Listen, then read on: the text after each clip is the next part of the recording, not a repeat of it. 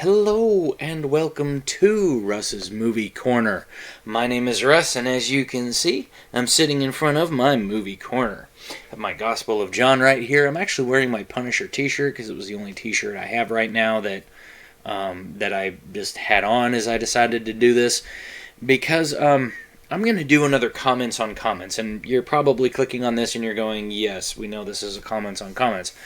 But this is a little bit of a different comments on comments tonight, because this was probably the single worst example of probably the Dunning-Kruger effect, if I had to put a name to it, where somebody just kind of blurted out something because they thought it sounded cool, or maybe they heard it somewhere, but they don't really understand it. And to kind of understand it, I need to talk about the cell a tiny bit, okay? Because, as you know, the cell is a very strange, very wondrous organ inside your body, okay? So, you probably remember from your basic biology, okay? That's the cell. We know that that's the nucleus, okay? And inside the nucleus of the cell, okay, is the DNA molecule. And the DNA is you, okay? Every cell in your body has a DNA strand in it, okay? From your hair cells to everything, okay? Your skin cells, everything has that, okay? And has a DNA molecule that is gigantic, okay? Because it's you. It's your whole entire makeup, okay? There's phenotype, what you look like, genotype, what the genes say how you look. Okay, so your cheekbones, your nose structure, your chin, your facial construction, your hair, receding hairlines, everything is made from that. Okay? And at certain parts of the body only use certain parts of the DNA molecule to make the proteins that make you. Okay? And how that works is that, if you remember from biology, the DNA is wound up in that double helix formation. Okay? It's like a tightly wound ladder. Okay? The RNA molecule goes in when the cell goes, hey, need more proteins. So the RNA goes, cool. And it goes exactly to the part that it needs. And it basically unwinds that one part of your DNA molecule. Okay? Then it goes inside, and if you remember, your RNA has a special bond that's a U. And it connects to the A. I believe it's the A. Might be the T. But I know it's one of those two. And basically it connects to that. And that's where it starts. That's where it knows. It goes, okay, this is the start of the protein molecule. And then it's going to start going all the way until it gets to that next letter where it has the U. And then that's called the terminator. Okay? Then it takes that sequence, and a little messenger RNA takes that and pulls it out of the cell down here into the endoplasmic reticuli, okay, or endoplasmic reticulum, okay. The endoplasmic reticulum, the Golgi apparatus, or the Golgi bodies, and the ribosomes, these little red dots in here, all of those three function to do one thing, and that is to build the protein that you need. Okay? And when that protein is done, then that protein is brought out of the cell and it attaches to the other proteins that make up your hair, your nails, your teeth, everything about you. Okay? And it does this trillions of times a day, which is why you need ATP. That's the energy that gets you going. Now, so that you understand,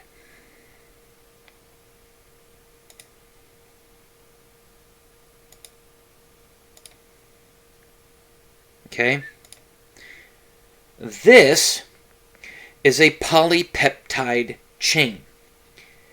Each one of those little balls is one amino acid molecule. So now, some people will say amino acids gave birth to proteins, which gave birth to life. That's an ignorant statement. It's a chicken and the egg statement. I solved the chicken and the egg problem, okay, about 5 years ago, 6 years ago now, when I became a parapro working in a school district, in a local school district. Okay, I was put into a biology classroom. And we were studying sex cells, gametes, right? Male have sperm cells, female have egg cells. We all know this, okay? Sperm cell meets the egg cell, it creates a human, a dog, whatever, okay? It doesn't matter. There's an egg cell and there's a sperm cell. So when people say a chicken and the egg problem, what do they mean? Well, it's usually by one question, which came first, the chicken or the egg? Well, I can tell you that the chicken had to come first. How do I know this? Because the egg is only 1/2 of the chicken. And we don't see halves of chickens running around. Okay? You have a hen who lays the egg, you have a rooster who comes by and fertilizes the egg, the hen sits on the egg, and a certain amount of time later, after a period of gestation, a little baby chick hatches out. You wouldn't have had that if you didn't have the sperm cell that fertilized the egg. Pretty basic. Okay? And that's the same with this. Okay? Now, this is just a polypeptide chain. This is not a protein cell.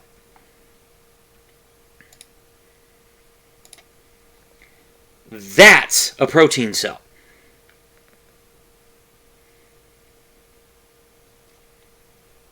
This. All of these colored bands that are all wound up. That's a protein cell. It is literally thousands of amino acids long. You cannot have this without DNA. Because without DNA, the protein molecule is worthless. Look up something called cryptopyrroles. Okay? I don't know how to spell it. I'm sure that once you start typing it into Google, it will tell you what it is. Okay? They're basically useless proteins. Okay?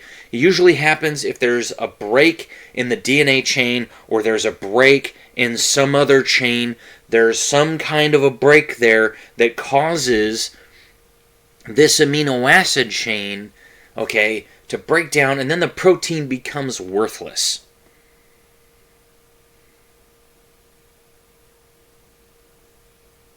So you can't have a protein molecule without DNA.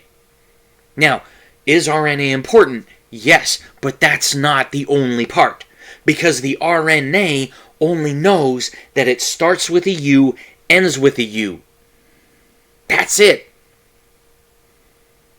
If it doesn't know how to do that, if it doesn't have the instructions on how to put that chain in, what does it do?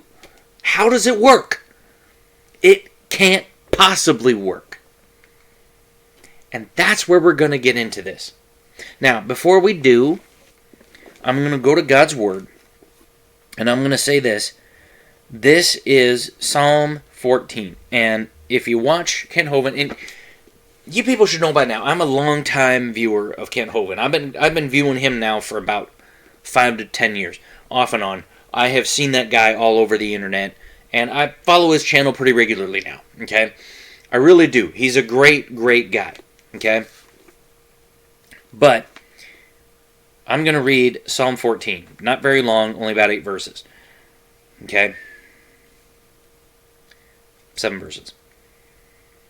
The fool said in his heart, "There is no God." They acted basely. They did abominable things. There was none that did good.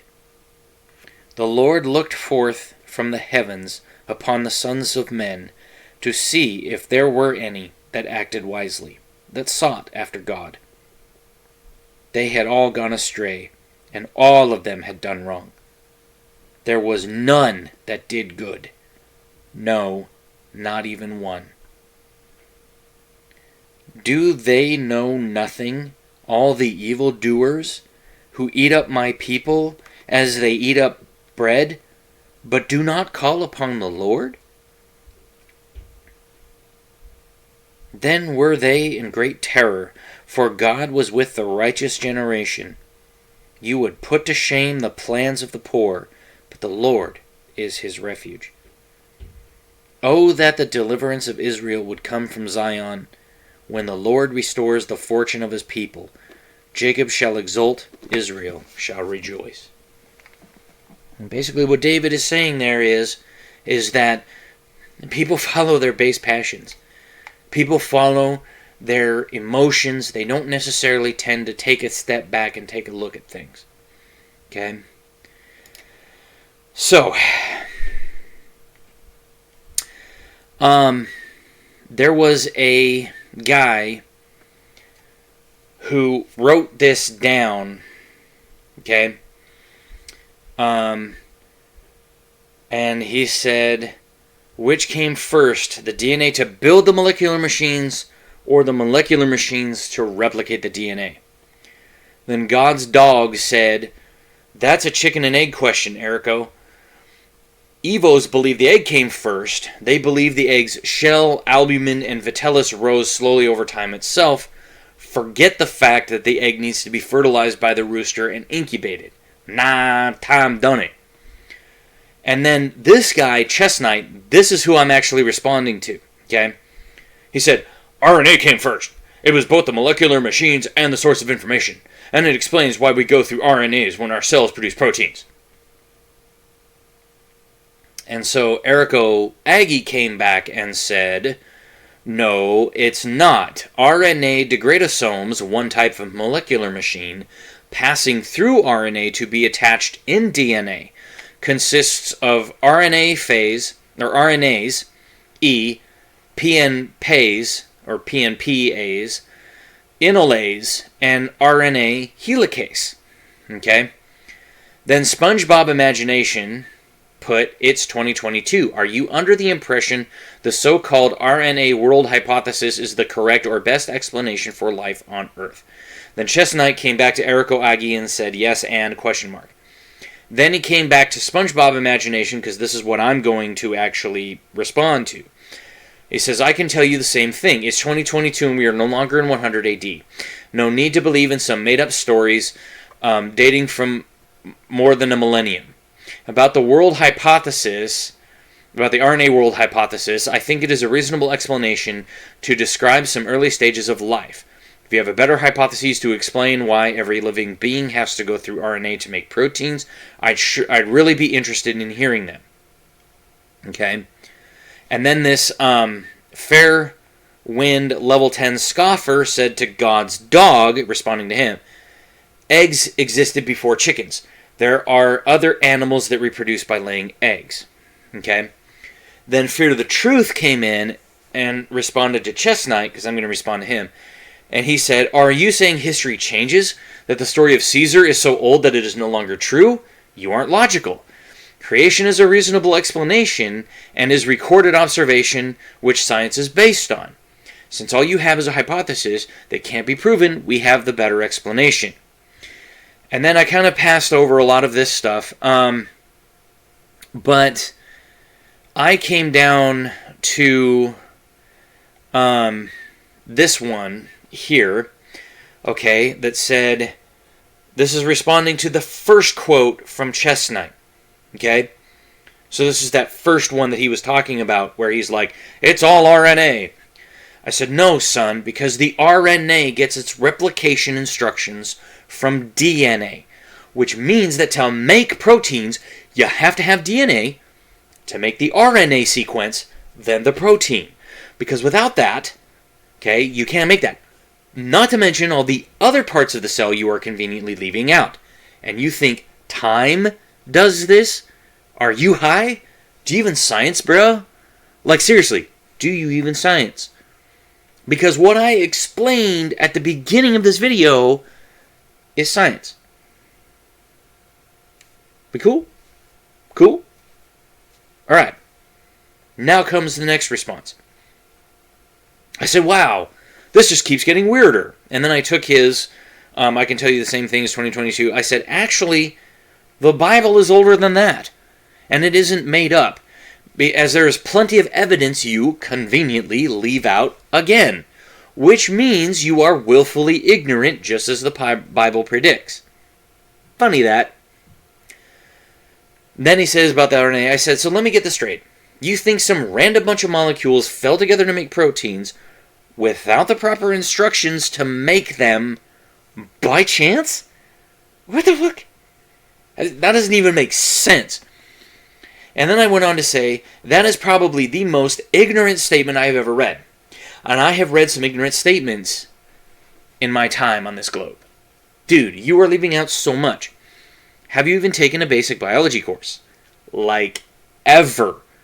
Because there are plenty of things in the cell that have to work together to produce one single protein chain, let alone enough to make something like a hair or skin cell. And you think that RNA just magically produce proteins? You are so ignorant I can't even understand how you are standing, let alone typing something this inane on a keyboard. That is the equivalent of saying that books just magically appear in the library. Again, do you even science? Okay? Then, to that fair wind level 10 scuffer, I said, you know that you cannot just hatch a chicken from a lone egg cell. I said, I cannot believe the scientific illiteracy going on here. Do you even know what gametes are? Sex cells, son. Learn what those are, then come back to me. Otherwise, stop posting illiterate drivel. Then, to fear the truth, I responded, and yet he isn't even scientifically literate, because he cannot even identify the parts of the cell responsible for protein creation beyond RNA. These people are ignorant. Then this chestnut comes back. I'm going to read his response, okay? And then I will come back and read my spectacular, just absolute beatdown of this guy, okay? And I'm doing this to kind of educate the people out there, okay, that if you're going to do this, you need to know this stuff, okay? Like I was explaining, you can learn that in any basic biology textbook, okay?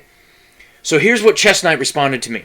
He said, I said, because RNA replications get instructions from DNA, he goes, well, that's what happens today. And I would have used transcription, or I think he meant to say transduction, instead of replication, as you are talking about making proteins right after.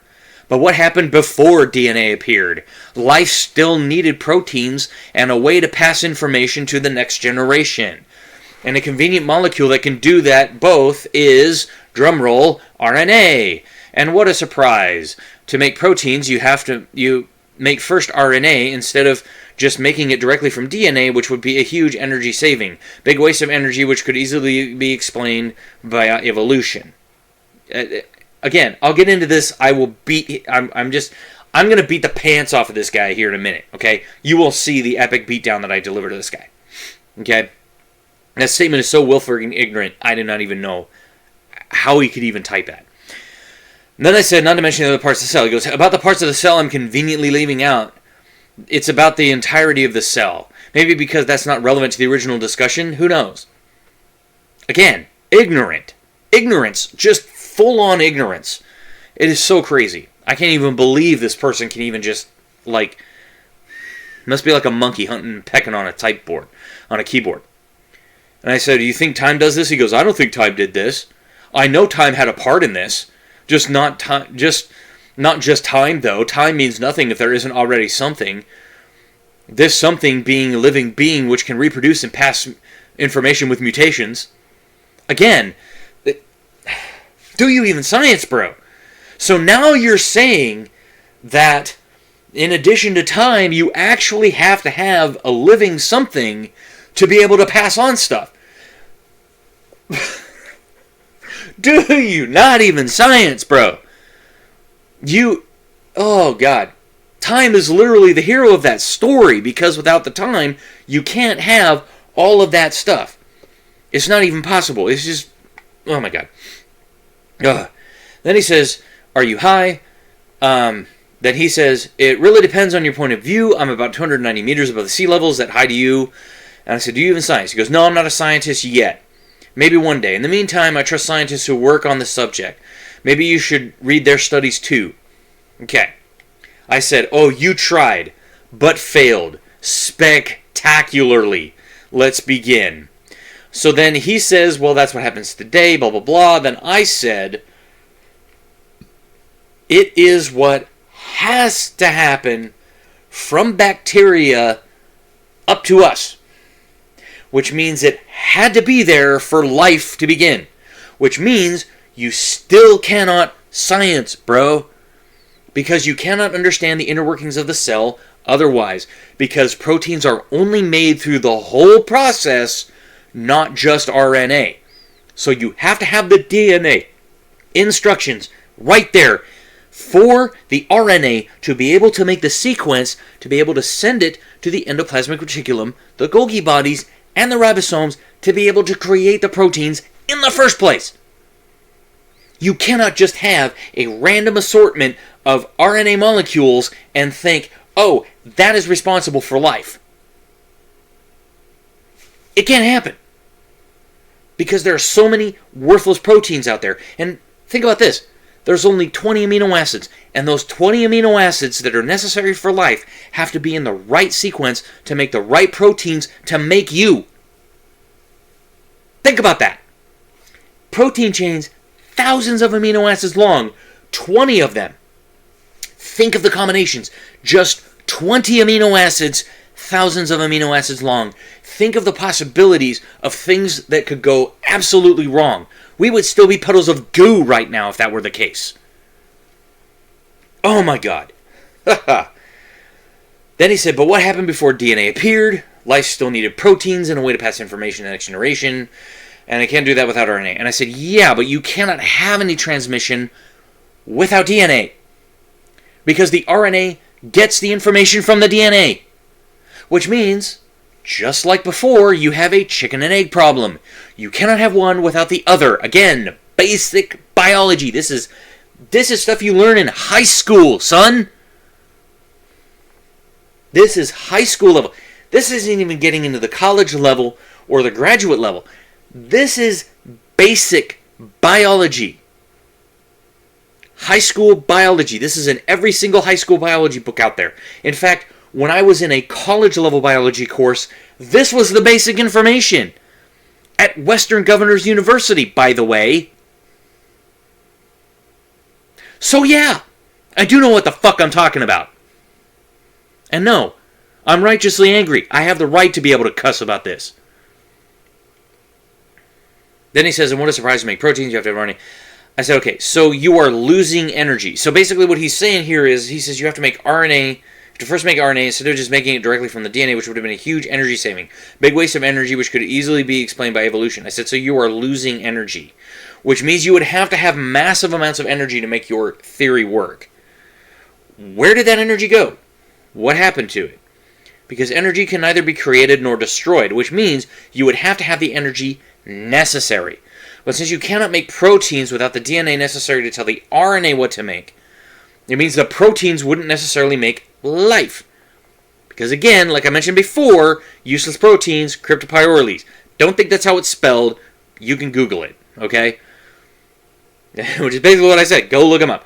Which means you have to know what order to make the amino acids fall to help the ribosomes, I said Golgi bodies, but it's basically, and the endoplasmic reticulum to make the correct protein in the cell. Which means your theory is dead before it ever makes a live cell. Okay, and then I, talk about, not to mention the other parts of the cell you're conveniently leaving out. And he says, that's about the entirety of the cell, maybe because it's not relevant to the original discussion. I said, then someone needs to crack a book, son. Because if you had any knowledge of biology, you would know that without the other parts of the cell, proteins never form. You have to have all of the functions of the cell, okay? You have to have all of these working in concert to make you. That is basic biology. This is high school level biology, son. You can't. Okay? I'm like, that's where proteins are made, is inside those parts of the cell. Which means that this statement right here, who knows, means that you are the most ignorant man on the planet when it comes to how proteins are made. Have you ever seen a protein before? Go back to the beginning of this video and watch and look at that protein. Okay? They're thousands of amino acids long. The instructions have to be exact, which means that random chance doesn't factor into the RNA theory you're mindlessly spouting. Again, crack a book. Honestly. And then he goes, I don't think time did this. I know time had a part in this. But not just time, though. Time means nothing if there isn't already something. And this is why I'm like, again, what the fuck? Are you high? This is probably the worst statement of generalization I have ever seen. You obviously believe time did this. It is your only mechanism because RNA cannot have existed without DNA. And the fact that you're standing there saying time means nothing if there isn't already something means that you literally just debunked your own theory. It's called a symbiotic relationship for a reason. Because you can't have one without the other. It's the same thing with the chicken and egg problem. You can't have the egg cell without the sperm cell to fertilize it, otherwise you have half a chicken. And you can't have half a chicken. How do we know that you can't have half a chicken? Because we see whole chickens walking around. Live chickens. Now, of course, you can cut up a dead chicken in half and you can have two halves of a chicken. But it's dead. It's no longer living. I'm talking about a living chicken. You cannot have half a chicken. Okay? So then he goes on to say, something being a living being which can reproduce and pass information with mutations. Name one. Yeah, right. A beneficial one. Not negative. Not harmful. Go on. Name one. And then, of course, I asked him, are you high? And he said, really depend. I said, I suppose you think you're a funny man. Wow, what a joke. No, 290 meters isn't that high. I was talking about your lack of brain cells and how you are drooling on your keyboard as you mindlessly type inane drivel that has zero basis in science. Which means that you missed the whole point. Fairly typical. Brain-dead atheists and evolutionists. Okay? And then, I asked him, do you even science, bro? And then he said, no, I'm not a scientist yet. Maybe one day. In the meantime, I trust scientists who work on the subject. Maybe you should read their studies too. I have! It's called a textbook. Something you obviously have never seen in your life. Might I suggest that you stop projecting your low IQ onto others, go back to school, and learn some actual science before you start your conjecture. Just thought. Otherwise, keep posting this drivel, and I will continue to put you in your place. Go on. Go on back to mom in her basement, because that's the only place to continue your ignorance from. Okay? Now, Fear the Truth responded to him and said, what we see today is all we know. Speculating what you think happened long ago isn't science. Science is based on observation, so you just admitted that you don't have the evidence for your claim. Exactly. When I say that I know in my heart with certainty that the world was created and that there is a God, I am saying that because, number one, God told me so in this book, and number two, because the observable science shows that this part of the Bible right here, okay, Genesis chapter 1 happened. How do I know this? Because of the observable science. Okay? It's because we see these things happening. It's because we know that how this stuff in our bodies works. Okay? These cells right here work. Okay?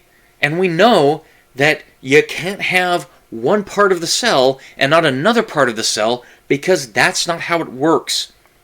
Okay? That's why viruses are classified as life yet not. Okay? Because the virus is literally just a suitcase with a bunch of DNA in it. That's it. Okay? And they can't tell if the DNA, because the virus cannot survive without a host. Okay, that's why it's called a virus. It has to go in and it has to inject its own DNA into the cell, into this nucleus here. Okay, it sticks a big long pseudopod down inside the cell and it injects its DNA directly into the nucleus, and that DNA, okay, overrides your DNA. And over a long period of time, as those cells replicate, you start to get the virus replication as a protein. Okay? And that's what builds up in your cells. That's why, like, AIDS is such a deadly virus, is because it goes in and it attacks the cells that control your immune system. And it knows exactly where to target those cells. Okay? That's the thing about a virus. Okay? So that's why I'm saying you have to know this and how this operates to understand that RNA by itself can't be the explanation, because you have to have the DNA inside the cell to make the RNA. And that is in every single biological textbook on the whole damn planet. From time immemorial, since they discovered DNA, and they discovered RNA, and they discovered that you can't have proteins without DNA and RNA, both together.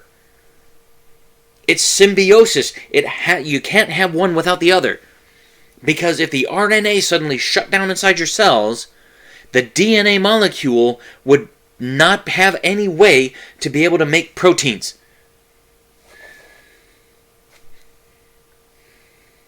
And if you don't have the DNA inside your cells, then the RNA can't make any proteins anyway. It's why you waste away to nothing if you don't eat. Okay? Because the RNA goes to make the proteins and it doesn't have any amino acids. Okay?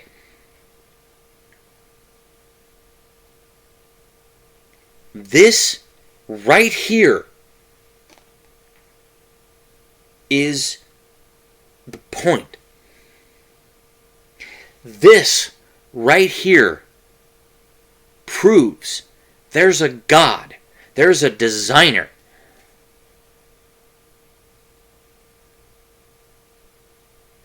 because of how it all works in concert.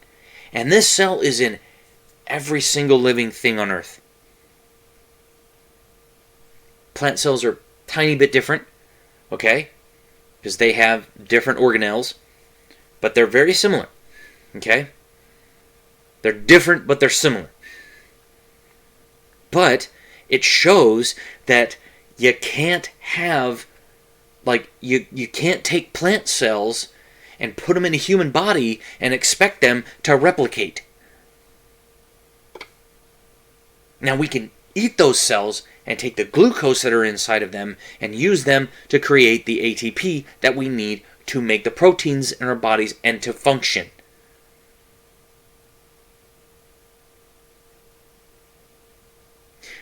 But you have to understand, this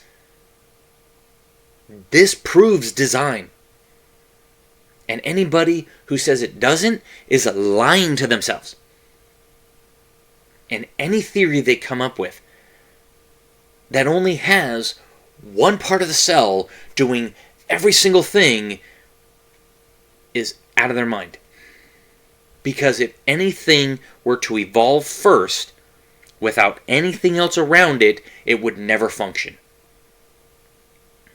Just like the first whale-cow hybrid that was born had to have another whale-cow hybrid to have sex with. And how would it know that it needed lungs to be able to be up on land? How did it know it needed a blowhole? How did it know it didn't need legs anymore? The theory of evolution is absolutely asinine. It makes zero sense when you really start breaking it down and looking at it. And I see these comments. I'm gonna finish up here in a minute. I see these comments. I see these people putting inane comments.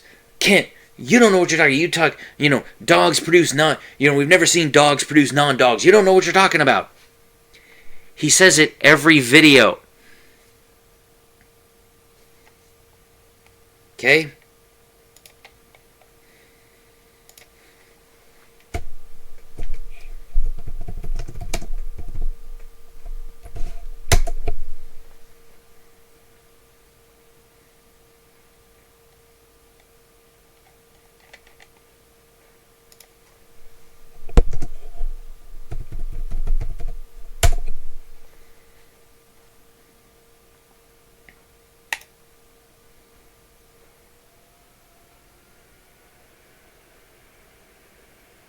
Come on. I know you can do it. We're talking about this crap. Okay? We're talking about this kind of a thing where they're going to sit there and tell you, okay, that every single thing on Earth arose from something else. Okay?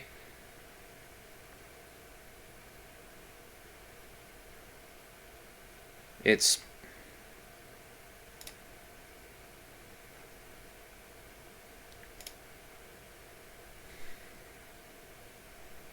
this, okay?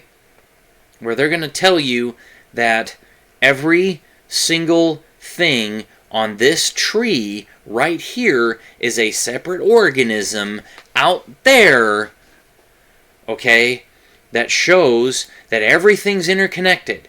This thing right here, this is something that Kent Hovind shows almost every single time he does one of these videos. He puts this up and he says, look, you see down here at the bottom, okay, down here at the bottom it says this is like the first unicellular, monocellular organism. It's the first bacteria, it's the first whatever we want to call it, okay? And then bam, all of these. This, right here, this is what he's talking about. You cannot prove a single thing on this chart happened. Ever. It's not in the fossil record. It's not in homologous structures. It's not in their Venn diagrams. It's not in anything. It's not in the cladograms. It's nowhere. This is pure fiction. Because we've never seen, okay, bears arise out of what? I mean, look at this. They got bears and lions coming out of what? Okay? Down here. Because they're trying to tell you that, see, down here, you had a few evolutionary trees that came out here and gave us camels and aardvarks, and then, oh, see, up here, this one comes off, and then it branches off. There's the whale. There's the horse.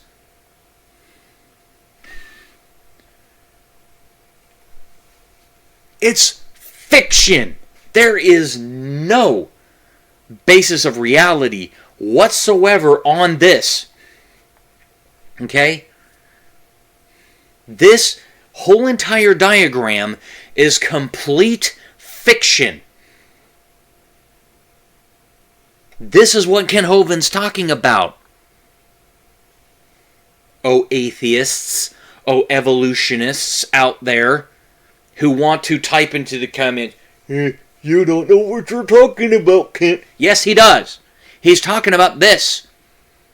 We have never seen this. Not anywhere in the fossil record. In fact, in the supposed Cambrian explosion, okay, there was basically no fossils, and then all of a sudden there was an explosion of fossils. And this is what they created out of that explosion of fossils. All those fossils can tell you is the animal died. Can't tell you if they reproduced. Can't tell you if they passed on any mutations. Can't tell you if anything happened. And they certainly can't tell you that it was that this one here went to that one there, went to that one there, went to that one there. And they certainly can't prove any, and I mean any, common ancestors. Okay? It is absolute fiction.